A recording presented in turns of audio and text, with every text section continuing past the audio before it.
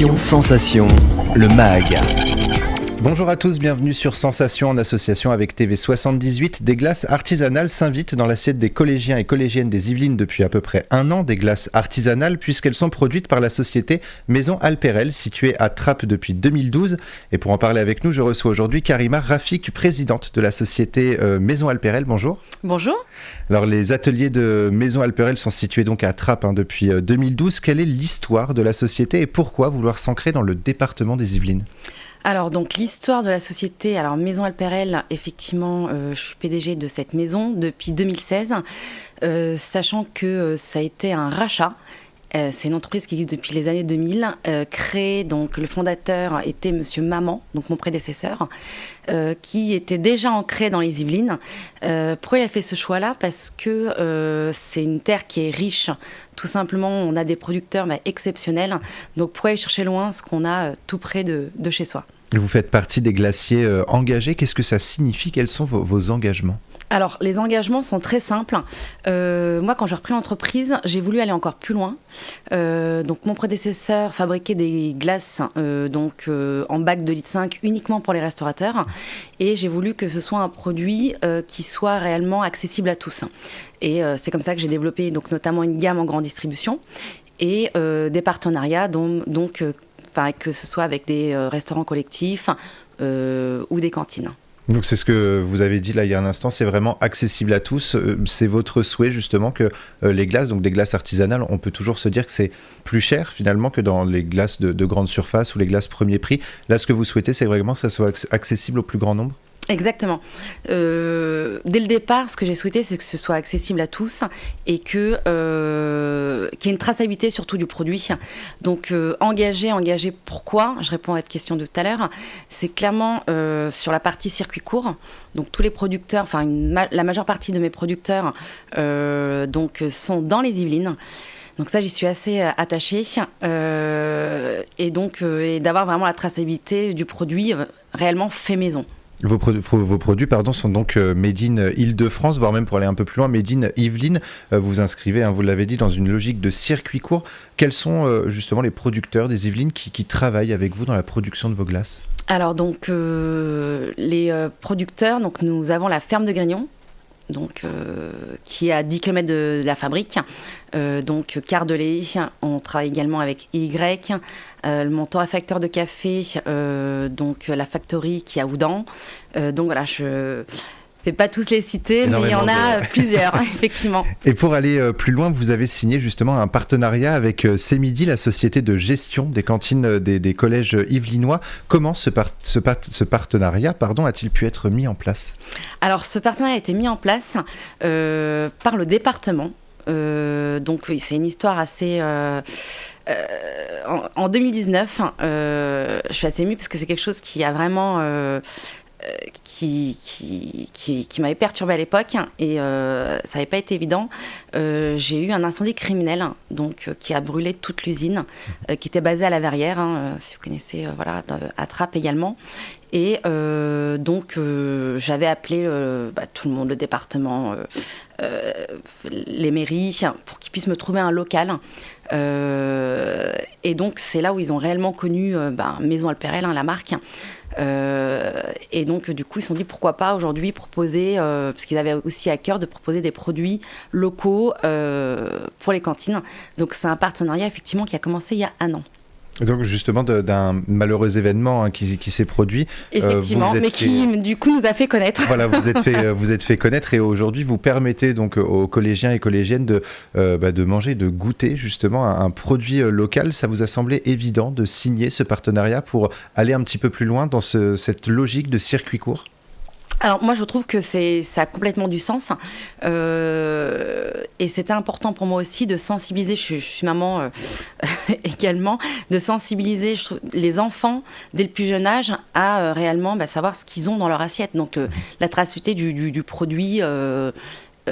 Et nous on a une liste assez simple, généralement quand vous faites vos courses vous regardez les produits, la liste est très longue, donc moi c'est vraiment un produit fait maison, donc où il y a du lait, de la crème, des œufs, du sucre et un peu d'eau. Et voilà, tout simplement. Aujourd'hui, le manger mieux devient une priorité dans de nombreuses cantines des établissements scolaires. C'est un souhait à la fois des établissements scolaires, mais surtout des parents. C'est aussi votre souhait de valoriser alors à la fois votre production locale, mais également les producteurs locaux qui travaillent avec vous. Oui, bien sûr que c'est important de les valoriser parce que aujourd'hui, en fait, moi, je transforme. Et c'est important de valoriser aussi leur travail, parce que c'est des gens qui sont passionnés et qui permettent voilà, d'avoir des produits d'exception. Une glace, c'est assez vaste, hein, les goûts et les textures sont multiples. Quelle glace sont proposées aux collégiens et collégiennes yvelinois ? Alors, des goûts très simples. Hein. Donc aujourd'hui, il y a 3 produits, donc la vanille, le chocolat et la fraise. Et comment est-ce qu'on fait une glace justement et quelles sont les étapes de production d'une glace ? Alors, les étapes de production d'une glace, donc nous, on fabrique vraiment maison, donc c'est vraiment fait à la main. Je vous prends l'exemple du caramel. Donc le caramel, on le fait vraiment donc à la main. Les gousses vanille sont encore grattées à la main. On met pas de colorant, pas d'additifs, pas de conservateur. Donc c'est vraiment comme quand vous faites la cuisine chez vous. Donc c'est du temps, de la patience. Et après, donc, on laisse vraiment maturer le produit pour que derrière, il y ait une longueur en bouche de 24 à 72 heures. Et face à ces glaces, donc on avait dit vanille, fraise et chocolat hein, dans les collèges yvelinois, est-ce que les élèves ont pu avoir de la documentation, par exemple, sur votre entreprise pour découvrir justement votre glace, comment ils sont faits ? Oui, bien sûr. Donc il y avait vraiment, ils le font généralement pendant la semaine du mangeant local. Donc aujourd'hui, on livre pas régulièrement nos glaces. J'espère que ça va arriver. Et on livre dans 150 collèges des Yvelines. J'espère que le département aura, et la région notamment, plus à cœur de mettre des produits locaux dans l'assiette des élèves. La sensibilisation des élèves face au circuit court et au manger mieux se fait par un changement dans leurs assiettes. Hein. C'est d'ailleurs évident, mais ça passe aussi par la découverte des producteurs locaux du territoire. Est-ce que vous proposez ou avez pour projet de proposer des visites de votre atelier de production au collège ? Oui, alors c'est un projet, c'est drôle parce que je suis en train de monter ce projet. Donc comme je vous l'ai dit tout à l'heure, aujourd'hui je suis chez Métrotrap qui m'avait accueilli à l'époque, donc fin 2019, ce qui nous a permis de pouvoir remonter l'entreprise en 4 mois. Mais voilà, on n'a toujours pas d'usine propre. Donc voilà, on a aménagé en 4 mois le labo. Voilà, on a fait une usine, mais toujours dans les locaux de métro. Il va falloir à un moment donné qu'on leur rende leurs locaux. Et le projet, c'est clairement de créer une ferme urbaine.